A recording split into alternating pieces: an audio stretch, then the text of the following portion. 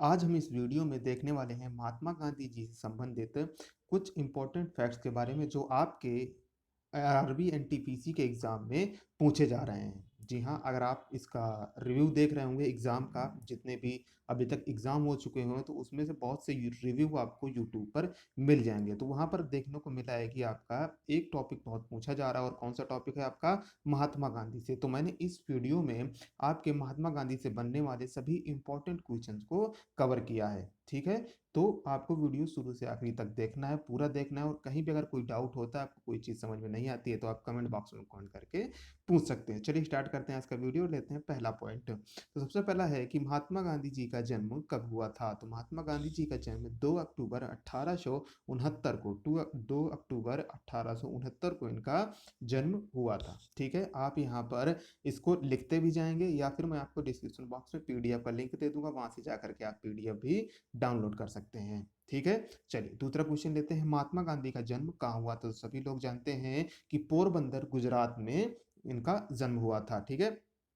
कहाँ पर? पोरबंदर, गुजरात में। तीसरा पॉइंट है, महात्मा गांधी जी के माता-पिता का क्या नाम था? तो महात्मा गांधी जी के माता-पिता का नाम करमचंद गांधी और पिताजी का नाम करमचंद गांधी और माताजी का नाम पुतलीबाई गांधी था, ठीक है? यानी कि माता-पिता जी का जो नाम है, वो हालाँकि पूछे जाने के चांसेस कम है, लेकिन इनका जन्म कब हुआ और इनका कहाँ पर जन्म हुआ, ये आपसे ज़रूर से पूछ सकता है एग्ज़ाम में, तो आप याद रखें। नेक्स्ट है, गांधी जी दक्षिण अफ्रीका कब गए थे? जी हाँ, आप सभी जानते हैं कि गांधी जी के एक मित्र थे दक्षिण अफ्रीका में जिनका नाम अब्दुल्ला था, तो वहाँ पर क्या है उनके साथ कुछ गलत हो रहा था, वहाँ की सरकार उनका साथ नहीं दे रही थी, तो गांधी जी उनका केस लड़ने के लिए दक्षिण अफ्रीका गए थे पहली बार। और यहीं पर आपका दक्षिण अफ्रीका जब गए तो यहाँ पर कहाँ पीटरमारिट्सबर्ग, ठीक है? कौन-सा एक स्टेशन है?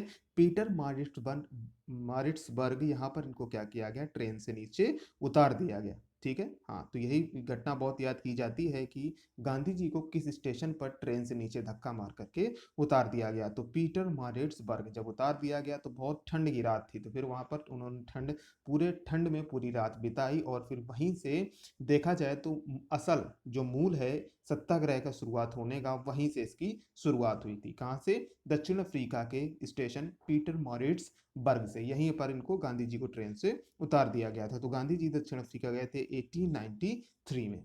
ठीक है, वीडियो में आगे बढ़ते हैं, पांचवा फैक्ट लेते हैं। वीडियो अगर आपको पसंद आता है तो लाइक और शेयर जरूर से कीजिएगा। पांचवा पॉइंट है, इंडियन ओपिनियन गांधी जी द्वारा कहाँ शुरू किया गया था? ठीक है, इंडियन ओपिनियन क्या था? एक संपादकीय थी, है ना, एक पत्रिका थी। इसको शुरुआत जो है गांधी जी के द्वारा दक्षिण अफ्रीका में 1904 में की गई थी, ठीक है? नेक्स्ट पॉइंट लेते हैं, महात्मा गांधी जी ने पहली बार सत्याग्रह का प्रयोग कहाँ और कब किया था? तो मैंने जैसे कि बताया कि वहीं से आपका जब वो स्टेशन से उतारे गए तो वहीं से एक सत्याग्रह का सिलसिला जारी हो गया। तो दक्षिण अफ्रीका में पहली बार उन्होंने सितंबर 1906 में सत्याग्रह का प्रयोग किया था, ठीक है? हाँ, गए तो थे ये गांधी जी अपनी दोस्त की मदद करने के लिए, लेकिन वहाँ पर देखा और धीरे-धीरे वहाँ पर उन लोगों की समस्याएँ सुलझाते-सुलझाते ये काफ़ी लंबा वक़्त गुज़ार दिया गांधी जी ने, कहाँ पर? दक्षिण अफ्रीका में। सातवाँ पॉइंट है, महात्मा गांधी जी दक्षिण अफ्रीका से भारत कब लौटे? तो 9 जनवरी 1915 को महात्मा गांधी जी दक्षिण अफ्रीका से भारत वापस लौटे। लगभग 21 से 22 साल का वक़्त उन्होंने गुज़ार दिया, कहाँ पर? दक्षिण अफ्रीका में गुज़ार दिया। तो मैंने आपको दोनों ईयर बता दिए, कब? एक तो ईयर है आपका 1893, ठीक है? कौन सा है? 1893।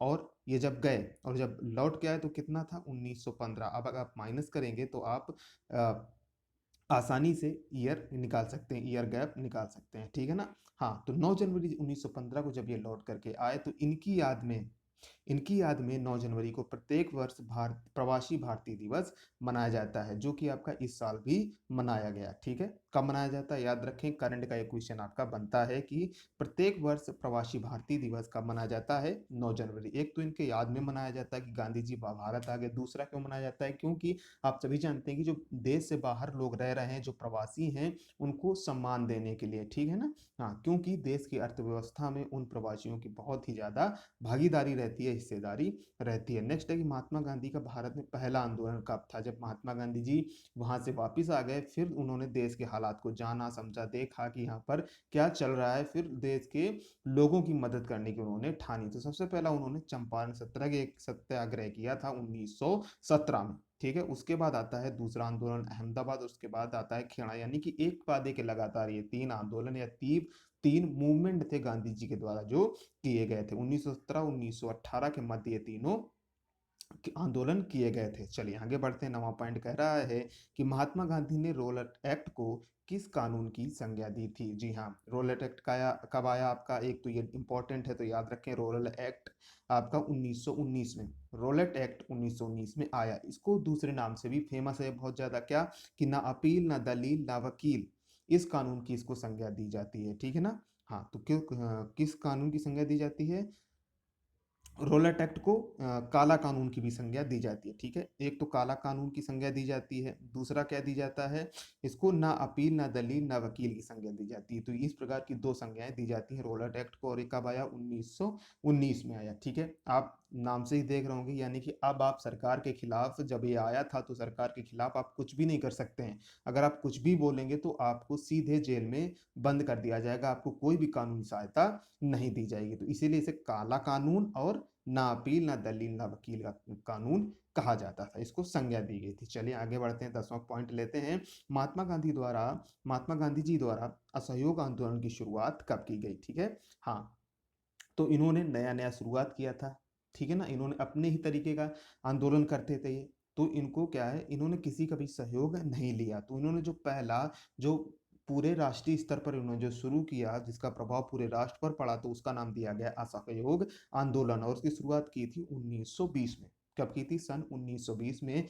और ये जितने आपके पॉइंट हैं, याद रखना है कि आपके जितने भी पॉइंट हैं मोस्ट इंपॉर्टेंट है आपके एग्जाम के पॉइंट ऑफ व्यू से। ठीक है, एक आरआरबी ही नहीं है, आप कोई भी एग्जाम देने जाएं उसमें आपके महात्मा गांधी जी से क्वेश्चन जरूर से बनते हैं। ठीक है, 11वां क्वेश्चन लेते हैं। किस कांग्रेस अधिवेशन की अध्यक्षता महात्मा गांधी जी ने की थी। तो बेलगाम अधिवेशन 1924, जो कि 43वां भारतीय राष्ट्रीय कांग्रेस का अधिवेशन था। ठीक है, हाँ उसकी अध्यक्षता महात्मा गांधी जी ने की थी। बेलगाम कहाँ है आपका, वर्तमान में कर्नाटक में है आपका, कहाँ पर, कर्नाटक में है बेलगाम वर्तमान में। ठीक है, तो इसकी अध्यक्षता महात्मा गांधी जी ने की थी, और ये एकमात्र कांग्रेस अधिवेशन था जिसमें महात्मा गांधी जी ने अध्यक्षता की थी। नेक्स्ट है, महात्मा गांधी जी द्वारा दांडी मार्च कब शुरू किया गया। तो शुरू किया गया भाई देखिए 12 मार्च 1930 को शुरू किया गया, और खत्म कब हुआ, 1 अप्रैल 1930 को ये खत्म हो गया। इसे दूसरी भी संज्ञा दी जाती है, क्या, नमक सत्याग्रह की इसको संज्ञा दी जाती है। दूसरा, इसे सविनय अवज्ञा आंदोलन कहा जाता था। अवज्ञा यानी कि उन्होंने अंग्रेजों की आज्ञा की अवहेलना की, हम नहीं मानेंगे। ठीक है ना, हाँ तो इन्होंने नमक कानून, दांडी मार्च इन्होंने किया था। ठीक है, नमक कानून को तोड़ा था, इसे हम नमक सत्याग्रह भी कहते हैं, सविनय अवज्ञा आंदोलन भी कहते हैं, और दांडी मार्च भी कहते हैं। 12 मार्च 1930 से लेकर के 1 अप्रैल 1930 तक आपका ये चला था। ठीक है, चलिए नेक्स्ट लेते हैं। गांधी इरविन समझौता कब हुआ।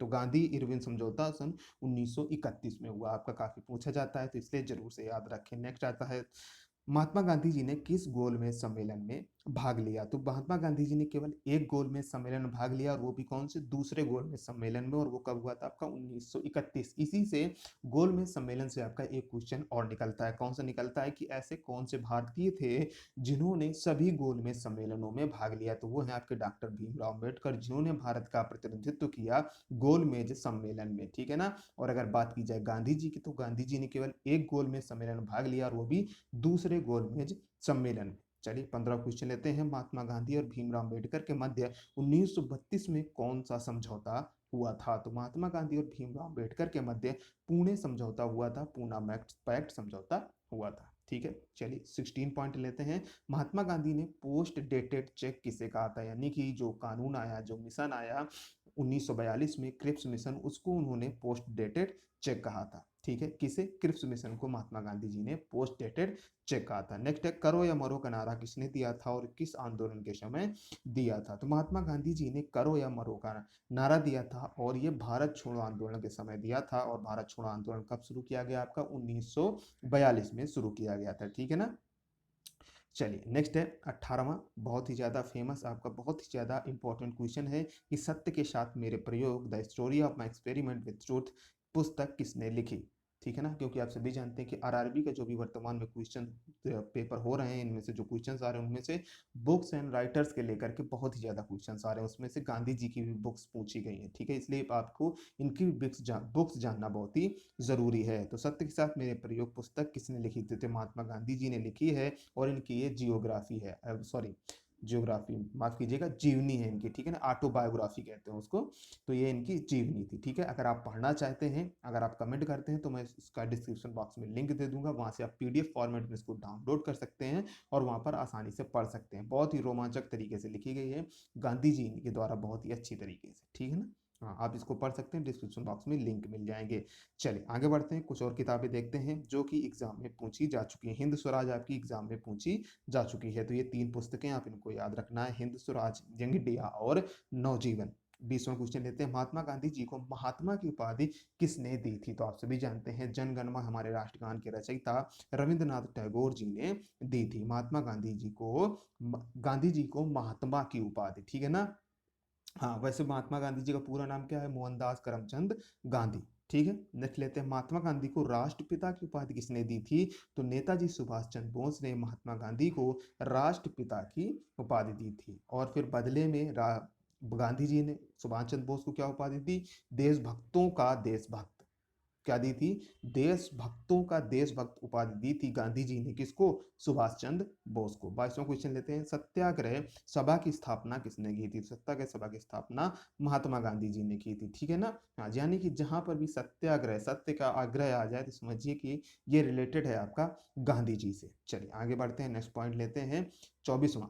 आपको कोई कंफ्यूजन हो रहा है, आपको अगर कोई सवाल उठ रहा है, तो आप पूछ सकते हैं, कमेंट कर सकते हैं, वीडियो पसंद आता है तो लाइक और शेयर कर सकते हैं। आप हमारे साथ कोई भी टॉपिक डिस्कस करना चाहते हैं, तो आप हमें फेसबुक और इंस्टाग्राम पर हमें मैसेज भी कर सकते हैं, जिन सभी के लिंक आपको डिस्क्रिप्शन बॉक्स में मिल जाएंगे। ठीक है, नेक्स्ट लेते हैं, महात्मा गांधी को अर्धनग्न फकीर की संज्ञा किसने दी थी? क्योंकि आप सभी जानते हैं कि महात्मा गांधी क्या पहनना पसंद करते थे? सूत से बने हुए आपके धोती और कुर्ता, या फिर धोती पहनते थे और कभी कभी ऊपर एक कपड़ा लपेट लेते थे। ठीक है, तो अर्धनग्न फकीर की संज्ञा दी थी विंस्टन चर्चिल ने। ठीक है ना, विंस्टन चर्चिल ने। नेक्स्ट, महात्मा गांधी के राजनीतिक गुरु कौन थे? बहुत ही ज्यादा पूछे जाने वाला क्वेश्चन है। गोपाल कृष्ण गोखले महात्मा गांधी जी के राजनीतिक गुरु थे। 25वां क्वेश्चन आता है कि महात्मा गांधी के आध्यात्मिक गुरु थे। अब यहाँ पर कंफ्यूजन है। क्या कंफ्यूजन है? कि दो लोग महात्मा गांधी के गुरु के तौर पर जाने जाते हैं, कौन से? एक तो श्रीमद राजचंद्र जी और दूसरे लियो टॉलस्टॉय। इनका बहुत ज़्यादा प्रभाव गांधी जी के जीवन पर देखने को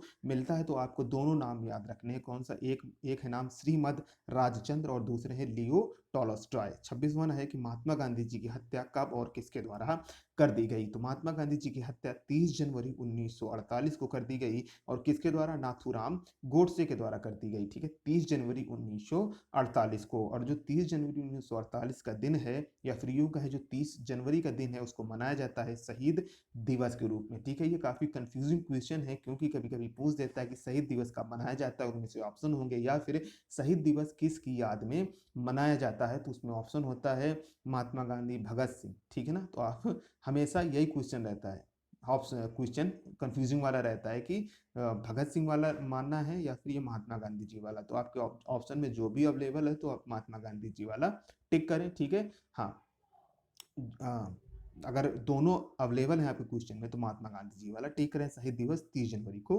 मनाया जाता है। चलिए आगे बढ़ते हैं वीडियो में, और लास्ट क्वेश्चन है आपका ये, महात्मा गांधी के समाधि स्थल का क्या नाम है? राजघाट, जो कि कहाँ है? आपकी दिल्ली में। महात्मा गांधी जी के समाधि स्थल का नाम है राजघाट। ठीक है ना, अब आपको कमेंट बॉक्स में कमेंट करके एक चीज बतानी है कि महात्मा गांधी जी की पत्नी का नाम क्या था? ठीक है, और महात्मा गांधी जी के कितने बच्चे थे? ठीक है, आप समझ पा रहे हैं? महात्मा गांधी जी की पत्नी का क्या नाम था और महात्मा गांधी जी के कितने बच्चे थे? आप कमेंट बॉक्स में कमेंट करके आप हमारे साथ उसको शेयर कर सकते हैं। आपको वीडियो कैसा लगा हमें जरूर से बताएं। कोई डाउट, कोई कंफ्यूजन, कोई चीज़ अभी रह गई हो, कोई आप चीज़ पूछना चाहते हैं, किसी का वीडियो चाहते हैं, तो आप हमारे साथ उसको शेयर कर सकते हैं। ठीक है, अभी तक अगर चैनल को सब्सक्राइब नहीं किया, तो चैनल को जरूर से सब्सक्राइब करें और नोटिफिकेशन बेल को भी प्रेस करें, जिससे आप कोई भी वीडियो मिस ना कर सकें। थैंक्स फॉर वॉचिंग, मिलते हैं नेक्स्ट वीडियो में। तब तक के लिए आप सभी का बहुत बहुत धन्यवाद।